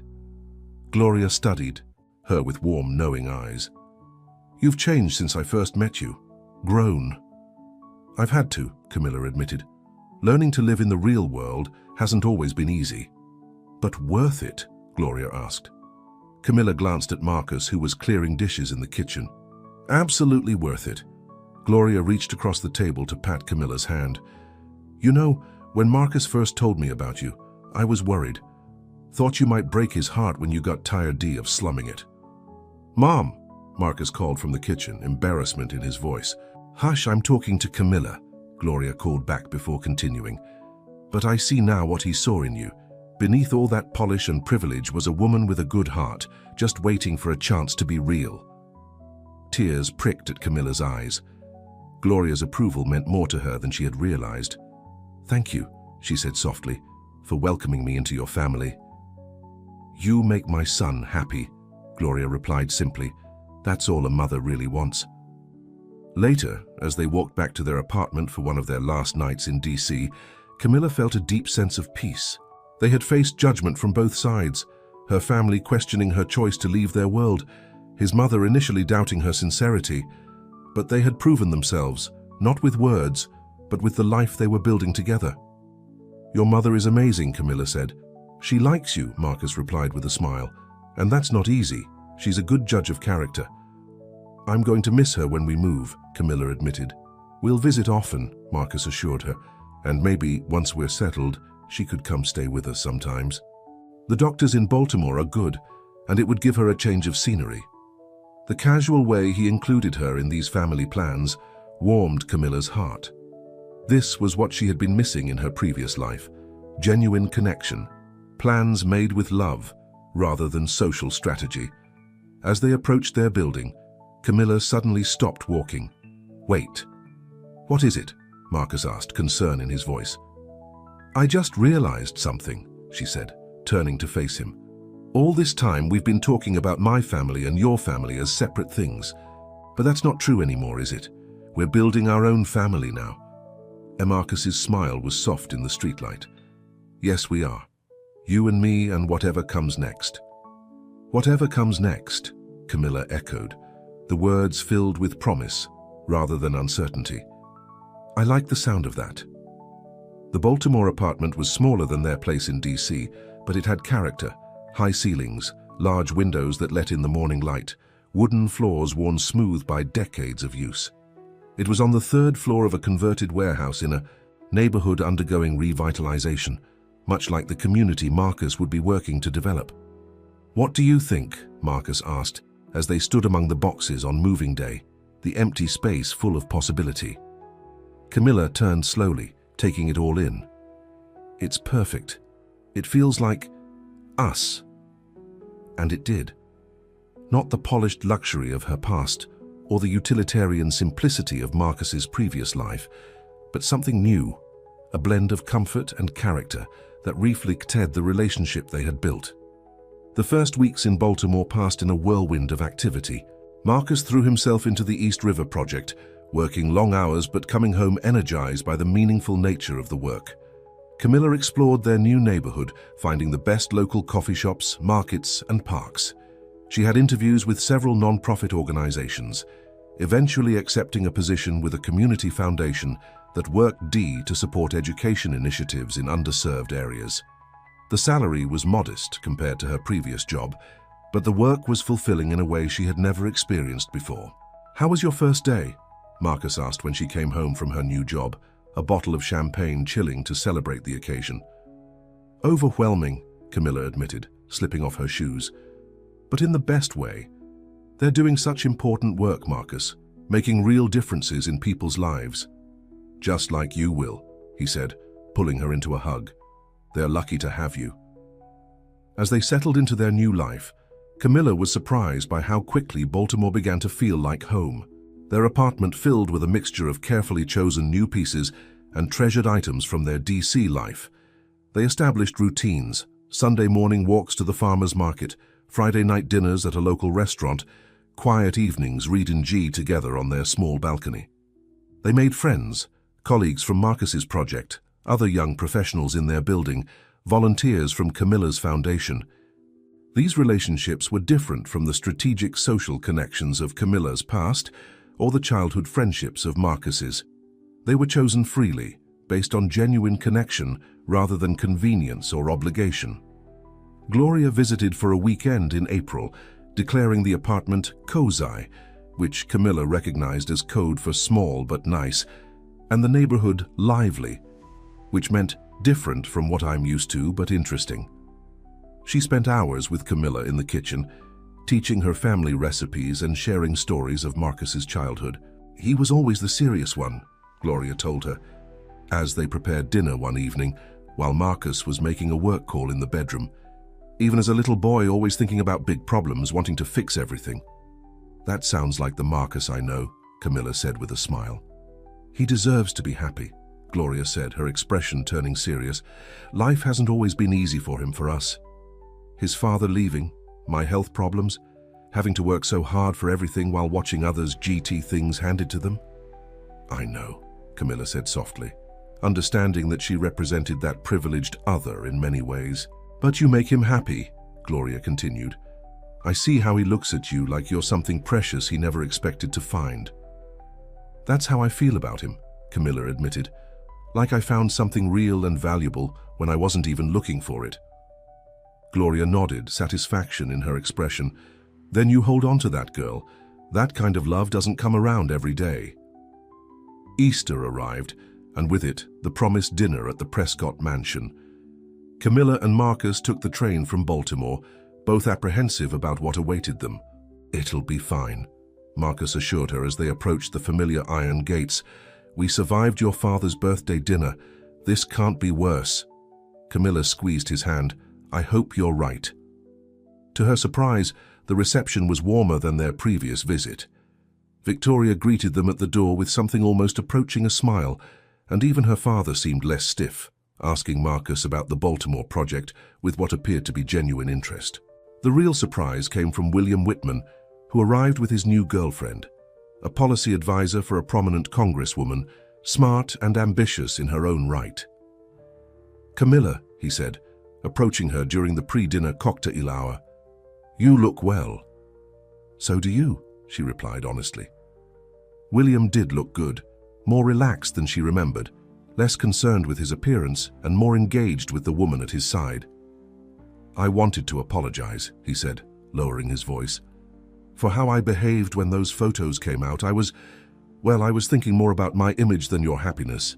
The admission surprised her. Thank you for saying that. William glanced across the room to where Marcus was engaged in conversation with one of Camilla's cousins. He seems like a good man. The best, Camilla affirmed. Then I'm happy for you, William said, and seemed to mean it. Sometimes things work out the way they're supposed to, even when it's not the way we planned. His words stayed with Camilla throughout the evening.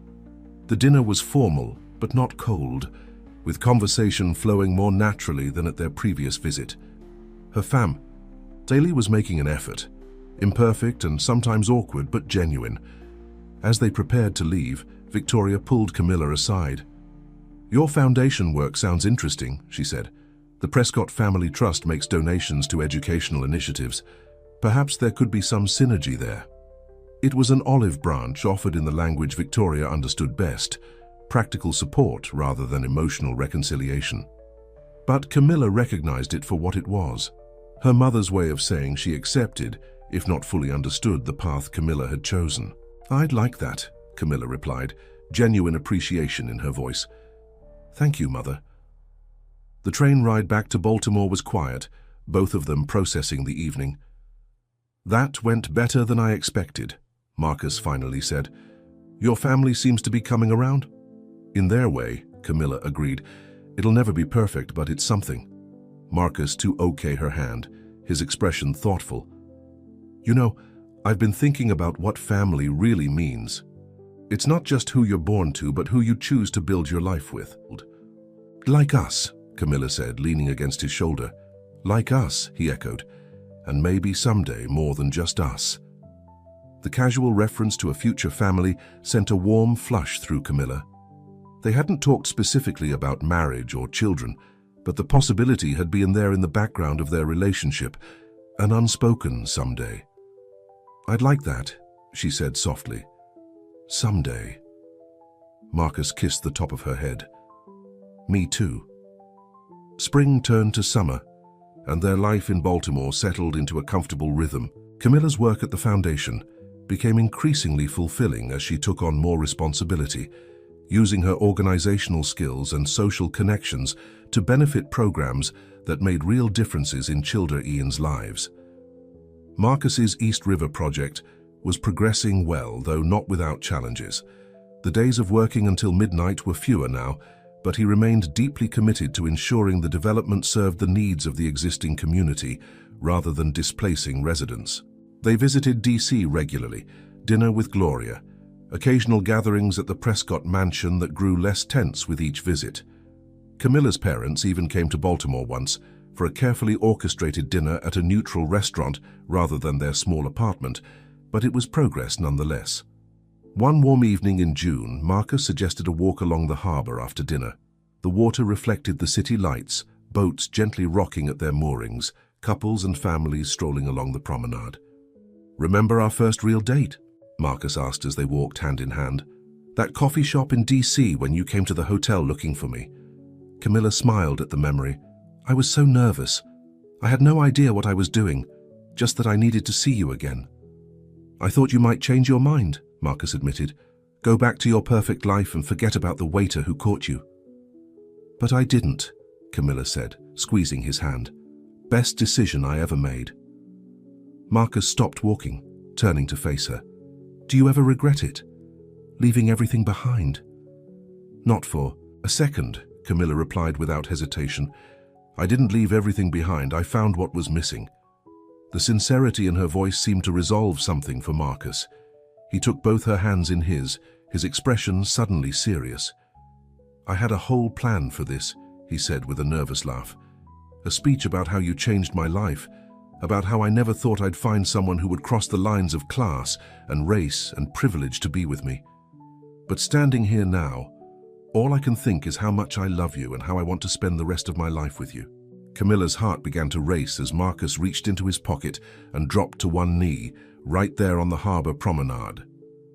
Camilla Prescott, he said, opening a small velvet box to reveal a ring, not the ostentatious diamond William might have offered, but a delicate band with a small perfect stone that caught the harbor lights. Will you marry me? Tears sprang to Camilla's eyes, emotion welling up from deep within her. Yes, she whispered, then louder. Yes, Marcus, yes. As he slipped the ring onto her finger and stood to embrace her, applause broke out from nearby strollers who had witnessed the moment. Camilla laughed through her tears, feeling a joy so pure and complete it seemed to illuminate her from within. I love you, she said against his lips as he kissed her. So much. Later, as they walked home to their apartment, Camilla couldn't stop looking at the ring on her finger. This tangible symbol of the choice she had made, the life she had embraced. It's not what you're used to, Marcus said, noticing her gaze. Not as fancy as what someone like William would have given you. It's perfect, Camilla insisted, because it's from you, because it's real. And it was. Everything about their relationship had been real from the beginning, sometimes difficult, sometimes complicated, but always authentic in a way her previous life had never been. As they reached their building, Camilla's phone buzzed with a text. She checked it, surprised to see her mother's name on the screen. What is it? Marcus asked, noting her expression. My mother, Camilla replied, showing him the message. Your father. And I would like to host an engagement dinner when you're ready. Both families welcome. Marcus raised an eyebrow. Both families? As in, my mother too? Apparently, Camilla said, amazed at how far they had come from the disapproval of just months ago. Well, Marcus said with a thoughtful smile, That should be interesting. Camilla laughed, leaning into his embrace as they rode the elevator up to their apartment. Welcome to our life. Crossing lines, breaking barriers, building bridges. I wouldn't have it any other way, Marcus replied, kissing He. Her softly as the elevator doors opened. The engagement dinner at the Prescott mansion was indeed interesting. Gloria Hale in her Sunday best, looking somewhat overwhelmed by the grandeur but holding her own. Victoria Prescott, impeccably dressed and making visible efforts to be welcoming. James Prescott, awkward but sincere in his congratulations. Various Prescott relatives with reactions ranging from genuine happiness to barely concealed discomfort. Well, this is something I never expected to see, Gloria commented quietly to Camilla as they stood together watching Marcus in conversation with Senator Prescott. My son in this house, being welcomed as family. Times change, Camilla replied. People can change too if given the chance. Some more than others, Gloria observed, her shrewd gaze taking in the various social dynamics at play. But I'll say this for your parents. They're trying. That counts for something. It did count, Camilla realized. Her parents might never fully understand or approve of her choices, but they were making an effort to respect them. In the world she had grown up in, that was no small concession. Later, as dinner was winding down, Victoria clinked her glass for attention. James and I would like to offer a toast, she announced, her perfect posture and composed expression hiding whatever emotions might be swirling beneath the surface. To Camilla and Marcus. May your life together be blessed with happiness and prosperity. It wasn't a warm, effusive blessing, but from Victoria Prescott it was significant, an acknowledgement, if not a wholehearted embrace, of their union. As glasses were raised around the table, Camilla felt Marcus's hand find hers beneath the tablecloth, his touch an anchor in this sea of complicated emotions and family dynamics. To Camilla and Marcus, the guest tears echoed, wedding planning proved to be a delicate balance of different expectations and traditions. Camilla's mother immediately suggested the National Cathedral and a reception for 500 at the Willard Hotel. Gloria advocated for Marcus's childhood church and a celebration at the community center where she volunteered. What do you want? Marcus asked Camilla one evening as they sorted through the growing pile of wedding suggestions. Not what would please your mother or mine, but what would make you happy. Camilla considered the question seriously. Something meaningful, she finally said. Not a society spectacle, but not so small that it feels like we're hiding either. Something that represents who we are together. They eventually settled on the botanical gardens for the ceremony, a neutral space of beauty that belonged to neither of their worlds but could welcome both. The guest list was a CA refuel curation, family from both sides, friends from their DC and Baltimore lives, colleagues who had become friends. Victoria insisted on paying for the reception, a concession Camilla accepted with the understanding that it would be elegant but not ostentatious. Gloria contributed her church's choir to sing during the ceremony, their powerful voices filling the glass-domed space with joyful sound. In the months of planning, there were tense moments, disagreements about traditions to include, family members to invite, details that seemed minor but carried the weight of different cultural expectations. But through it all, Camilla and Marcus remained united, navigating the complexities with patience and humor. Just think, Marcus said one night after a particularly challenging phone call with Victoria about the menu, if we can survive planning this wedding, actual marriage should be a breeze. Camilla laughed, leaning against him on their sofa. Let's hope so. On a perfect October day, almost exactly a year after the night Marcus had caught Camilla on the marble stairs of the Washington Grand Hotel, they stood together in the botanical gardens, surrounded by the people who had been part of their journey. Camilla wore a gown that balanced elegance with simplicity, ivory silk that skimmed her figure, her blonde hair arranged in loose waves rather than the rigged updo her mother had suggested. Marcus was handsome in a charcoal suit, his smile radiating a joy that touched everyone present. As they exchanged vows, Camilla looked into the eyes of the man who had changed her life with a simple act of kindness and felt a certainty that transcended the doubts and complications they had faced. I, Camilla, take you, Marcus, to be my husband, she said, her voice clear and strong. "To share my life with you, to build a future together, to face whatever comes next as partners and equals. I promise to stand by you, to respect you, to cherish the connection we've found, and to keep choosing you every day for all the days to come." Marcus's eyes shone as he repeated similar words, his deep voice carrying to every corner of the garden. When they were pronounced husband and wife, the applause that erupted seemed to bridge the various worlds represented in that space, a momentary unity of purpose in celebrating their union.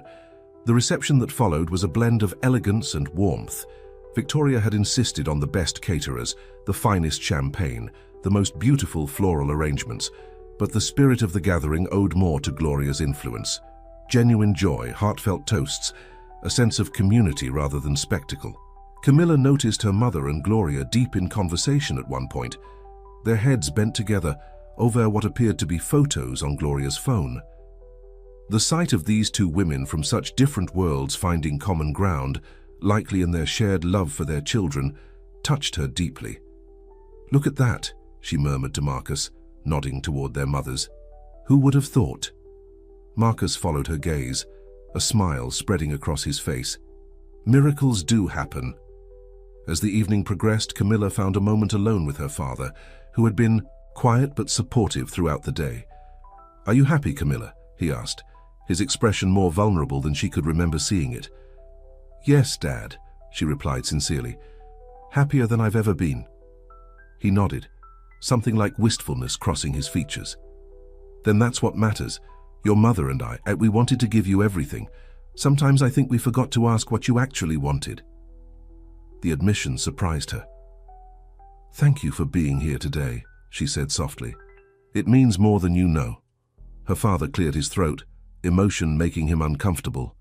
"Marcus is a good man, different from what we expected for you, but good." It wasn't a ringing endorsement, but from James Prescott, it was significant progress. Later, as they shared their first dance as husband and wife, Marcus held Camilla close, his eyes never leaving hers. "We did it," he said softly. "Despite everything, because of everything," Camilla corrected. "Every challenge, every difference, every moment that tested us, they all led us here." Marcus smiled, spinning her gently under the twinkling lights. "To think it all started with a fall." "And a catch," Camilla added. "Don't forget the catch." "Never," Marcus promised, pulling her close again. "It was the best reflex decision I ever made." As they danced, surrounded by the people who had witnessed their journey, some supportive from the beginning, others gradually won over, all important parts of the life they were building together, Camilla felt a sense of completion that went beyond the ceremony they had just shared. Her mother had asked once if Marcus could carry her through life, implying that love alone wasn't enough to sustain a relationship across such different backgrounds. What Victoria hadn't understood was that Camilla didn't need to be carried. She had found her own strength, her own path, her own purpose. What she and Marcus shared wasn't about one supporting the other, but about walking side by side, facing the world as equals, each bringing their own strengths to create something greater than either could achieve alone. As the night drew to a close, they slipped away from the celebration, changing into simpler clothes for their departure. The honeymoon wasn't anything extravagant, a week at a quiet coastal town where neither of them had ever been, a neutral space to begin this new chapter together. "Ready, Mrs. Hale?" Marcus asked as they prepared to leave, testing the new name with a smile. "Absolutely, Mr. Hale," Camilla replied, the name feeling right in a way she hadn't expected. They made their way through the shower of rose petals and well wishes, climbing into the waiting car that would take them to the airport. As they pulled away from the botanical gardens, Camilla looked back at the gathered guests, her family in their formal attire, his mother waving enthusiastically, friends from both their worlds mingling in a way that would have seemed impossible a year ago. "What are you thinking?" Marcus asked, noticing her thoughtful expression. "That sometimes the best things happen when we least expect them," she replied, turning to face him. "When we fall." Marcus smiled, reaching for her hand, the simple gold band on his finger catching the light. "And when someone is there to catch us." As the car carried them away from the celebration and toward their future, Camilla leaned against her husband's shoulder. content in the knowledge that whatever challenges lay ahead, they would face them together, not as a Prescott and a Hale, not as representatives of different worlds, but as partners who had found in each other something rare and precious. A love, strong enough to bridge divides, to heal wounds, to create a new reality neither of them could have imagined alone. In that quiet moment, as Washington's lights receded behind them, Camilla knew with absolute certainty that her mother's question had been answered. Marcus hadn't just caught her when she fell. He had helped her find her wings, and together they would soar. 2 years later, on a sunny spring morning, Camilla stood in the nursery of their Baltimore row house, watching as Marcus gently rocked their newborn daughter. The room was painted a soft yellow, decorated with books and toys and a rocking chair Gloria had insisted on buying despite her limited budget. "She has your eyes," Marcus said softly, gazing down at the tiny bundle in his arms, "and hopefully your brains." Camilla laughed, moving to stand beside them. "And your kindness," she added, "your strength." They had named her Eleanor Gloria Prescott Hale, a name that honored both their families while creating something new, much like the life they had built together. Ellie, as they called her, had arrived after a difficult pregnancy, but was perfect in every way, with skin the color of caramel and a tuft of dark hair that curled like her father's. The past 2 years had brought changes neither of them had anticipated. Marcus's success with the East River project had led to a promotion and a transfer back to DC, where he now headed a division focused on equitable urban development. Camilla had continued her work with educational nonprofits, recently joining the board of a foundation that provided scholarships for underprivileged students. They had bought this house, modest by Prescott standards but a significant achievement for them, in a diverse neighborhood they both loved. It was close enough to both their mothers to allow frequent visits, but far enough to maintain their independence.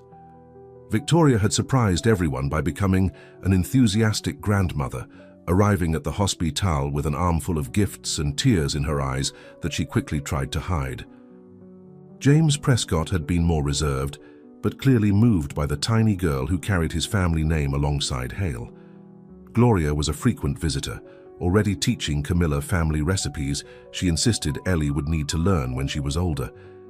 The relationship between the grandmothers remained cordial if not close, different worlds still, but with a shared love for the days who bridged them. "Do you ever think about that night?" Camilla asked as she watched Marcus with their daughter. "At the gala?" "Sometimes," he admitted, "how one moment can change everything. If you hadn't been there, if you hadn't caught me." Marcus smiled up at her. "Someone else would have, but they wouldn't have seen what I saw." "What did you see?" Camilla asked curiously. "A woman who needed to be truly seen," he replied, "not just as a Prescott, not just as a pretty face, but as herself." Camilla leaned down to kiss him softly, careful not to disturb their sleeping daughter. "And what do you see now?" Marcus looked from her to Ellie and back again, his eyes filled with a love that still took Camilla's breath away. "Everything," he said simply, "my whole world." As morning light streamed through the nursery windows, illuminating this small family that had defied expectations and crossed boundaries to find its way to one another, Camilla felt a sense of completion that went beyond anything she had ever known. The fall that had brought them together had been just the beginning. What followed, the challenges they faced, the barriers they overcame, the love they built day by day, had been a journey neither of them could have predicted, but both had chosen wholeheartedly. And in that choice, in that commitment to something bigger than themselves, they had found not just each other, but their truest selves, the people they were always meant to be once they had the courage to let go of what was expected and reach for what was possible. Eleanor Gloria Prescott Hale stirred in her father's arms, her tiny hand grasping his finger with surprising strength. Camilla watched as Marcus smiled down at their daughter, his expression filled with wonder and love. This was their legacy, not wealth or status or political power, but this child who would grow up knowing she was loved for exactly who she was, who would understand that differences could be bridges rather than barriers, who would inherit the courage of two people who had risked everything to follow their hearts. "I love you," Camilla whispered, the words simple, but carrying the weight of their shared journey. "I love you too," Marcus replied, looking up at her with the same warmth that had drawn her to him from the beginning. Always. As they stood together in the quiet nursery, their daughter sleeping peacefully between them, Camilla knew that the fall that had caught her heart had led to something greater than she could have imagined. Not just love, but a life truly worth living, built on choice rather than obligation, on connection rather than appearance, on the courage to reach across divides and find common ground. It hadn't been easy. It wouldn't always be easy in the future, but it was real, and it was theirs, and that made all the difference. The end.